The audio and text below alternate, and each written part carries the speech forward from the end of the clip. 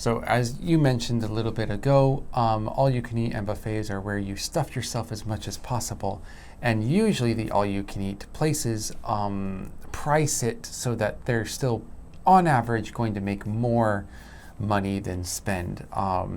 People are not going to eat enough to go over that sort of budget line of like, oh, we spent this much on food and they paid us this much. That type of idea. So that's what happens a lot. A lot of people love this. They go through the buffet, grab their favorite things twice or three times, and every once in a while you'll have like a person come in or a group of people come in and just eat way more than you're expecting. But since most of your customers don't, that little bit of shrink, to take a term from another type of industry, that little bit of shrink is okay.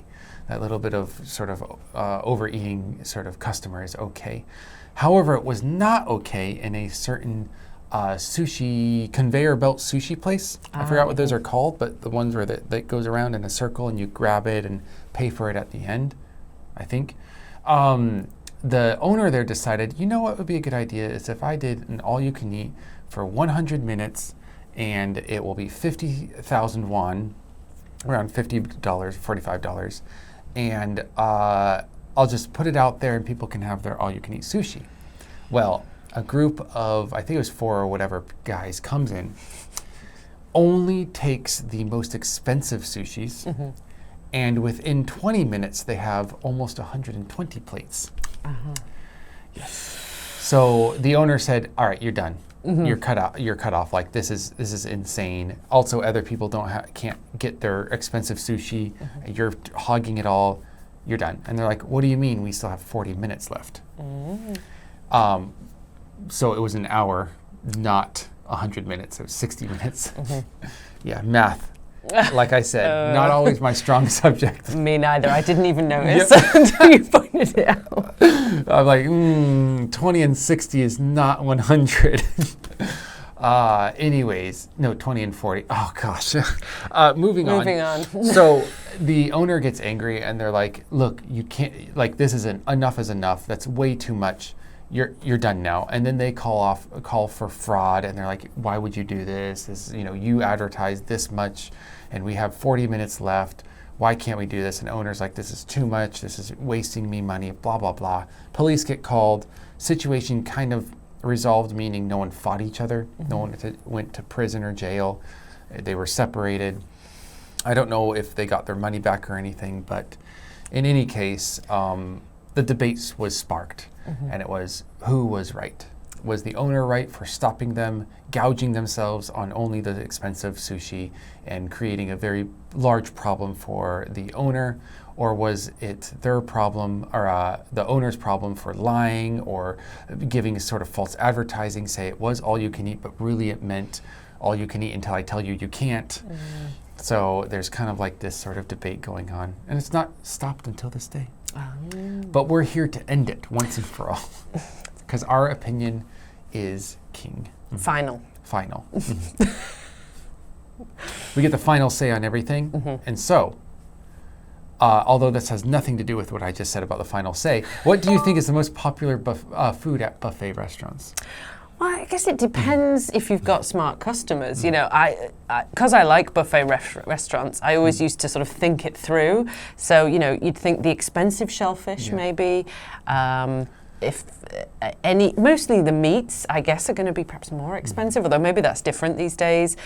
You just need to know your food prices. Like if there's expensive fruit there in the fruit salad bar, you should focus on that, and you should try and ignore things like rice or pasta, the filler items that are put out there just to fill you up, so you stop eating the expensive things. But again, I don't know if everybody really plans their buffet experience in the same way that I do.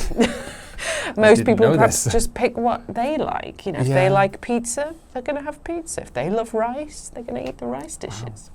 Wow. I didn't think about that. That is a good strategy. I'm going to have to try that next time. Now, do you feel comfortable weighing or putting your opinion into this sort of debate? Oh, definitely, yeah. Go for it. Yeah. I think if the problem is, if you advertise it, I think you have to just take the hit. You made a mistake. You hadn't properly calculated the potential for people to eat. $50 for 1 hour's sushi? You know, as soon as you said that price, as soon as I read that price, I was like, so many people. Sushi, you know, even if afterwards you're kind of regretting it, it's very easy to just shovel it down. Of course somebody's going to come along and do this, you know. It's young men can eat a lot, especially if they work out a lot. So I think he was going to take a loss, but he learned his lesson, and then next time he needs to price it differently or cut the time down or something like that, or put out way less of the really expensive ones and way more of the cheap ones. It's his mistake, and I think he has to take the hit the first time. Yeah. I'm 100% on board with that. I'm like, hey, sorry, dude, you advertised this thing at this price at this much time. You have to honor that. And then the next day you can be like, hey, I had to shut it down because, you know, for whatever reason you want to put it. But you can just learn your lesson, take the hit, and go about your day, because maybe you should have thought about it more. Because even I was like, $50,000, that's a pretty good price, actually. Yeah, sign me up. Where is it? Let's go. I know, right? I think I could. Yeah, I've walked out of those conveyor belt sushi bars, you know, and kind of shocked myself with how much I was able to eat. And then, you know, and the regret, and then you take the stack to the till where they put the price up, and you're like, $60, $70, $80. I'm like, oh no. And you could have done that in an hour for $50. Easily, yeah. And it's like, anyways, so yeah, I like that too. It's just take the loss. Yeah, there wouldn't be a lot of outliers who are eating a lot. It would be most of the customers eating more than 50,000 won of stuff. That's my guess, that it wasn't just these 4 guys. He could see this happening all over the restaurant, and he's like, oh my God, what have I done? Yeah, exactly. He's like, oh, I'm not making a lot of money from this. And then those people came in and it was like, you know, what is it called? The butterfly that broke the camel's back? Straw. It's straw. It's the butterfly effect and the camel idiom coming together. Yes, if a camel's back is broken in the other side of the world, does it cause a hurricane? Mixing thy metaphors. Yeah. Oh, geez. Anyways, well, don't mix your metaphors like me. Study well, unlike me, and go down to that vocabulary and check it out. And we'll see you next time. Bye.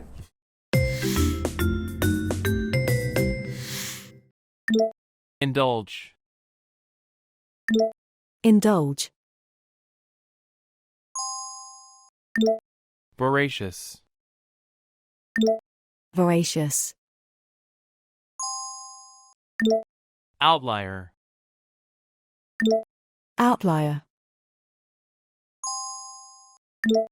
Staggering.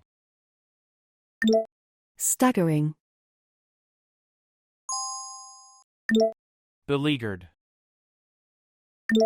Beleaguered.